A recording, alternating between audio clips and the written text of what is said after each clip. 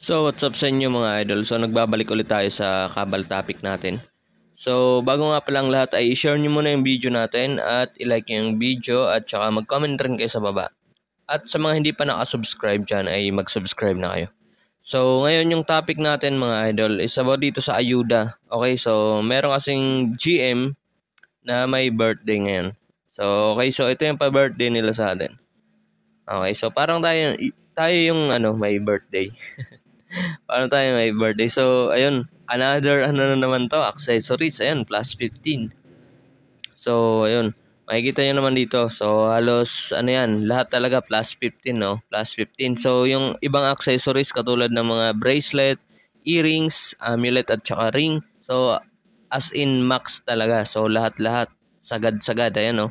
Naka CU20. So, ibig sabihin, maganda to, guys. Kahit 3 days lang yan.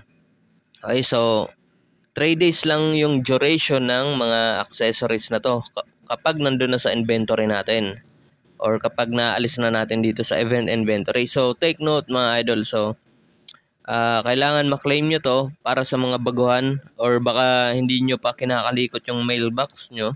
Punta kayo dito sa mailbox dito sa taas. Dito sa tabi ng menu at saka yun. Dito sa mailbox. Tapos punta kayo dito ng event inventory. So dito nyo yun makikita. So, ayun. So, balik tayo dito. So, kailangan maklaim nyo to before yung reset. Okay? So, before 12 mamayang gabi, before 12, kailangan maklaim nyo na to. Kasi makikita nyo naman, mababasa nyo naman na may oras, ayun o, 9H. Ibig sabihin niya, 9 hours, mag-expire na yan or mawawala na dito sa event inventory nyo. Kaya, kahit ngayon pa lang kunin nyo na baka makalimutan nyo. So, sa akin kasi, pwede ko nang kunin agad to. Pwede ka nang kunin kanina pa. Kaso, inaantay ko lang muna na makapag-record ako para makita nyo yung bagong ayuda. So, yung maganda pa dito is meron ring platinum wings. Ayan. So, ito yung mga maganda dito. At saka yung isang costume. Okay, so meron naman tayong max critical rate. So, maganda to. Ayan. So, dito pa lang sa guys, dito pa lang sa apat na to, ayan yung bracelet, earring, amulet at saka rings, panalo na tayo. As in, panalo tayo dito. So, mamaya i-claim natin to lahat. Hindi pala. Hindi natin lalahatin kasi meron pang mga costume dito. So, hindi ko naman kailangan to mga costume na to. Kahit yung pang sa akin lang, di ba? So ito lang. Receive ko lang yung isa. Isa-isa lang. So, tapos, blade ba or katana? Feeling ko mas maporma yung katana. Katana yung kukunin natin. Tapos dito naman, pwede nyo naman isa-isa i-claim yan guys. Pwede nyo ring i-receive all. Pero mas recommended ko yung pa isa-isa lang kasi hindi nyo naman magagamit ng mga to. Okay, so parang basura na lang yan. Since na 3 days lang yan. At saka costume lang yan, walang yan. Walang may dadagdag yan sa IP natin. At saka ito guys, walang expiration to. Ito yung maganda dito. Pwede nyong i-receive na yan. Yung mga platinum wing at saka silver wing. So kunin nyo na yan. At saka walang duration yan mga idol kapag nandun na sa inventory nyo. So ibig sabihin kahit kailan nyo gusto pwede nyong gamitin yon. At saka walang expiration yan about dun sa kapag nandun na sa inventory. So magka-count lang yung 1 day expiration nya kapag ginamit nyo na. Okay, so ganun yun. Okay, so ngayon susunod natin tong XP. Gagamitin ko na rin to kasi pwede rin na mag-boost. Okay, pwede na mag-boost dahil nga dito sa natin. Kakayanin natin yung ika siguro hanggang wave 12. Hindi ko lang sure mamaya. Try natin. Or sa live na lang siguro. Okay, so yun. Receive natin yung ring, amulet, earring, at saka yung bracelet. Ito yung napaka-importante. Kasi meron naman tayo ng ganito. Pero i-claim ko pa rin to, syempre. Kasi yung expiration ng natin, so halos half a month na. Yung plus 50 natin. So i-claim ko pa rin tong mga to. Ayan. Claim ko pa rin yan. Kahit nga hindi ko na i-claim yung sage. Yung belt of sage. Kasi hindi ko naman kailangan. Pero okay lang. Nandito na tayo. So yun. Kaso nga lang puno yung natin guys. Teka lang. Sino ba ito magpa-party sa atin? Alisin muna natin tong mga basura natin, guys. Kaso puno na yung ano ko eh. Puno na yung mga collection ko dito. Halos sagad-sagad na lahat.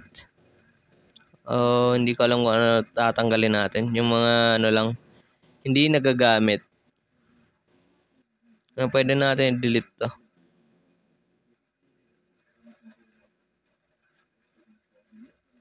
Okay, so yan, try natin i-claim yung iba. Ito, claim natin. Claim, tapos yung costume. Ito kasing isang costume, hindi ko na kailangan to eh. Ayan, hindi ko na kailangan to. Kasi wala namang effect yan. At saka may costume naman ako. Kaya no need. Ito lang talagang kailangan ko. Yun. Ito lang, yung MCR. At saka isusuot ko na rin yung mga updated na accessories. Ayun, katulad niyan. Ito. Tsaka ito. Tsaka saan na yung iba? Belt of Fighter. Tapos ito. So ito, malaki yung maibuboost ng ng AP ko dito about sa mga accessories. So tignan natin kung ilan yung dagdag sa amulet. Ayun, ang taas. Napakataas. So dito naman sa isa, ayun, ang taas ng boost. Ito yung maganda dito, guys. Magbo-boost talaga yung ko ng todo dahil sa character stats ko napakataas. Okay, so yun, napakataas ang dagdag. Reconnect muna tayo para hindi mabag yung natin, yung AP. Para mas klaro. Ayan. So, pwede niyong suotin yung mga accessories nyo. Okay. Tapos yung costume natin. Yung costume. So, mamaya huwag kayo alis sa video natin na to. Kasi sasabihin ko sa inyo kung paano nyo mas ma-maximize itong mga item. Or kung paano magpa-farm. Okay, so bakit hindi nag-effect sa weapon natin? Bawal yata. Kailangan yata yung blade. Blade yata yung kailangan kasi naka-blade ako eh. Puno pa yung space natin, guys. Lipat natin yung ibang items.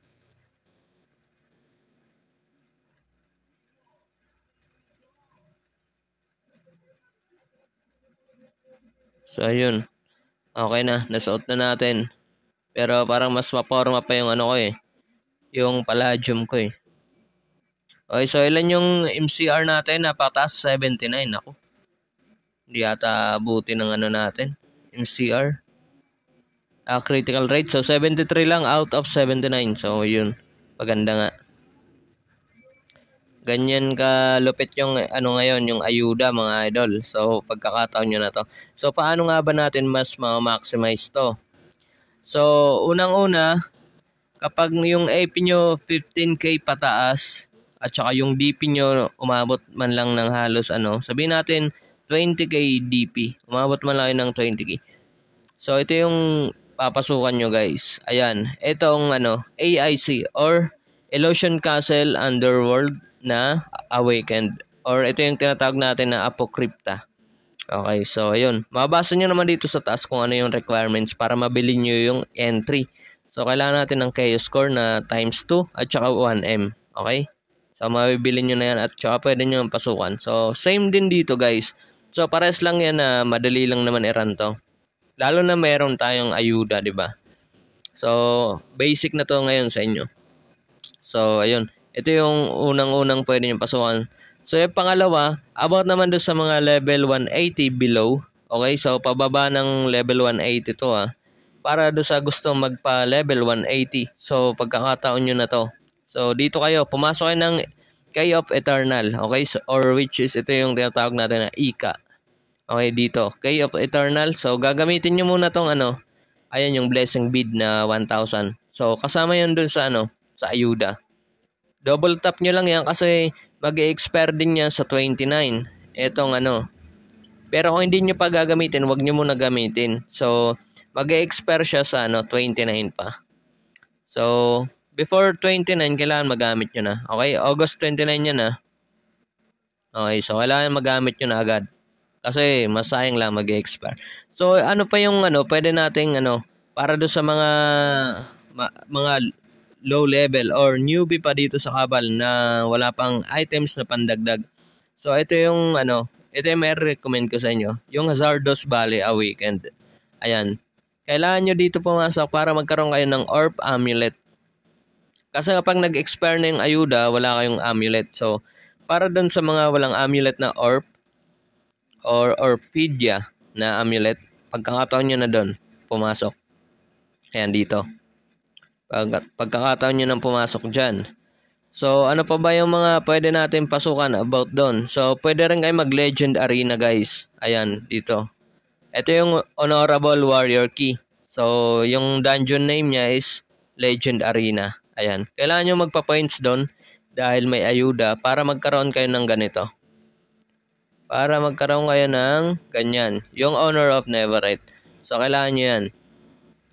Dagdag stats rin yan. Sayang din, di ba? So, maliban doon guys, aanin nyo yung premium ngayon. So, pwede kayong gumamit ng premium para makapag-auto kayo sa ibang dungeon. Kung tinatamad kayo, halimbawa, paglalaba kayo or papasok kayo sa trabaho, iiwan nyo yung laptop nyo na bukas. Ganun yung gagamitin nyo kapag naka-premium. Okay, so sa premium lang gumagana yung auto dungeon sa mga low dungeon. Okay, sa lowest dungeon lang to gumagana. At saka pwede rin dito. Meron rin naman high dungeon. Ayan, dito sa pwedeng mag-auto dito guys. Kaso mas recommended ko na mas mataas yung AP nyo kapag mag-auto kayo dito. Kasi possible na ma-kill yung or madapa yung character nyo kasi malakas yung boss dito. Okay, kailangan bantayan. So kapag mataas naman yung DP, kaya bantayan, edi kaya-kaya palang masustain, edi mas maganda. Okay, so yun lang muna sa ngayon mga idol, yung mga basic na na about dito kung ano yung gagawin. So wag niyo kakalimutan yung wag niyo kakalimutan yung ba tawag dito? Wind Hill, yung Holya Wind Hill. So wag niyo kakalimutan 'yan kasi importante 'yan sa daily na ma-quest natin 'yan ng 3 beses.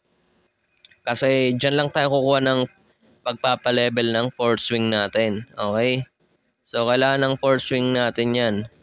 Okay, so yun, dun lang muna. So wag niyo kalimutan i-share yung video natin sa mga tropa niyo or mga groups.